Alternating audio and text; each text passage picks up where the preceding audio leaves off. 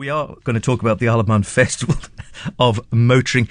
It's been some time in the planning. This was originally going to take place last year, was it? And then, of course, COVID struck. Yeah, it was planned for September 2020. You lose track of years at the moment. You forget what year You're not wrong. And yeah, so it was in planning stages then. And of course, then the dreaded COVID come along and that was scuppered, and probably didn't find out for sure until maybe June time this year that it was actually going to go ahead. Terrific. Well, it is going ahead. The weather looks like it's going to be reasonably okay. So what can we expect? How is it starting off tomorrow? What's going to be kicking off? Yeah, well, the cars are arriving. We've probably got about 100 cars in already, and the other 150 coming in tonight on the 6 o'clock and the 10 o'clock ferries. And then tomorrow they're doing closed mountain road runs on the Slock Mountain Road, which is they're going to have some great fun on there, and then spending some time up at Derby at the Isle of Man Motor Museum and the Derby Transport Museum, and some of them pre-booked track laps on the Derby circuit, which we're doing as well. So they've got a fun start day, and hopefully it'll be a good start to the festival. And are the cars coming from all over Britain? Yeah, coming from all over the UK. We actually promoted the event at the Tatton Park Car Show in Cheshire a couple of years ago and was shocked at the response we got, because people living in the northwest of England, it was ideal for them travelling to the Isle of Man. It was actually surprising how many people said to us, "Oh, I've never been to the Isle of Man," because we expected in that part of the country that a lot of people, or haven't been since I went with my mum and dad when I was little. So it was a real attraction, and of course an event for their car to take their cars to, which was fairly easily accessible from the northwest. But we do have cars coming from all over the UK. And what sort of vehicles are we talking about? Is there a specific sort of age bracket, or are they going right the way back to 30s, 40s, or the more recent than that? No, our client base is across the board. We work with all the car clubs all over the UK. The Mark of Honour this year is Morgan, which is a British make, as you may well know, a predominantly an open-top sports car, British sports car. And I think they've got 62 Morgans coming over, which is going to be quite a spectacle. And then we've got everything from Morris Minors to Rolls Royces to Ferraris to Alfa Romeos, and all sorts of years and ages, from about 1931, I think, is our oldest car upwards. Wow, that's a bit spectacular. So it's going to be a real feast for the eyes. Yeah. Now, going to be great fun for those taking part and all the car owners. What about from a spectator point of view? Because I was saying, you were just mentioning a massive range of cars there. Where or when's going to be the best time for people to go and see some of them? Yeah, we're getting asked, because I'm walking around in my red jacket with the Isle of Man Festival on, and people are always asking me, well, when's the festival on? Really, from a spectator point of view, although you can see the cars at Derby tomorrow, that's really, they're up there enjoying the museum, so not really on display.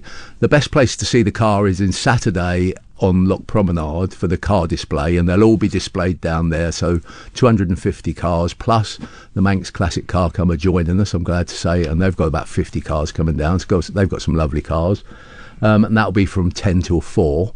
And then on Sunday, which is at what we call our TT day, is the cars will all be congregating at 9 o'clock onwards at the TT, in the rear of the TT grandstand.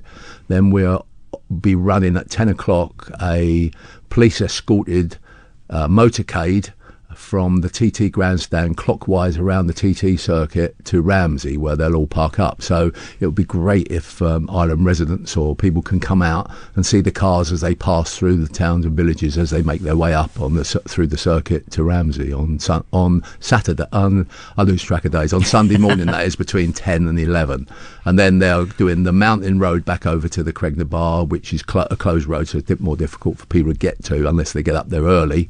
And then a photo shoot at the TT pit lanes at the grandstand to finish the festival. That's terrific. So there's going to be some great photo opportunities there for people out around the course. Definitely. That'll be really good. What about, you were saying some of them are doing these sort of optional track days. So will these be some of the drivers going up to Derby and having sort of blast around the track there? Yeah. We've got Carl Trowell organising that for us. He does all the track stuff up there now, and we have, I think, 5 groups going up there, and they'll go out onto the track after they've done their safety briefings and everything else, and just enjoy taking their cars around the circuit and having a bit of fun.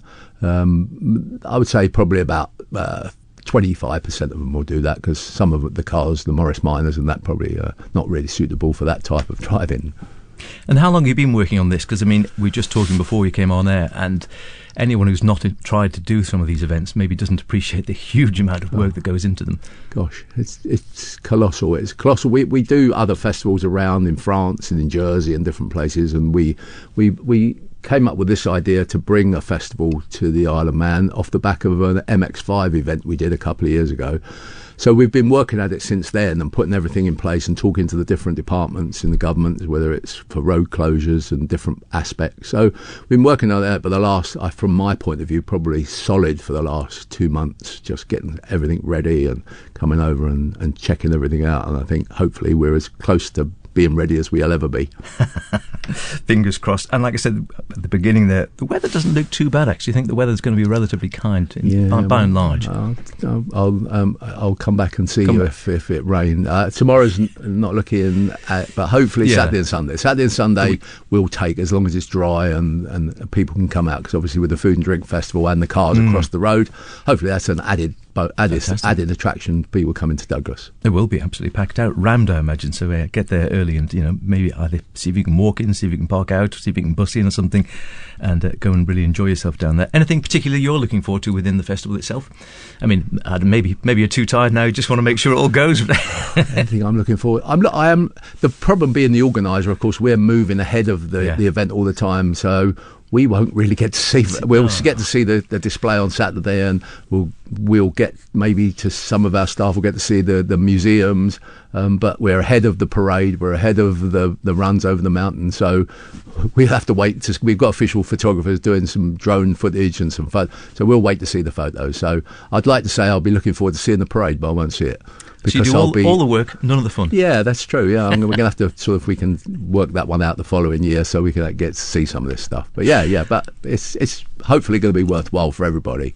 And you mentioned following year. Is that the idea, to make this an annual event going forward? Yeah, it's already on sale for next year, and we were at Tatton Park again this August, and we've already got quite a lot of bookings ready for September next year. Same weekend, I think it works out around about the third weekend in September every year. And we're hoping it will become a firm fixture, and it's something we've always tried to plan the event, not just for the participants who are coming over so they have a good time, but so there's a spectacle and the people who live on the island get to be able to see the cars. We're certainly not here to race around the roads. They're coming to enjoy their drives and enjoy some of the wonderful attractions on the island. Terrific. Just remind us again then, for people, the best time for people to go out. The Saturday and Sunday, you're talking about the two events there where there's going to be plenty of photo opportunities. Yep. Well, the best events, as you say, are on Saturday 10 till 4 on Loch Promenade here in Douglas. That will be the car display, and then between 10 and 11 between the TT circuit, clockwise on the TT circuit, there'll be a rolling roadblock, what we call a motorcade, of 250 cars making their way slowly around the circuit through Kirkwall and up to Ramsey. So get out there and wave to the cars as they come past. They'll be delighted to see you. Terrific. It sounds marvellous, Bob.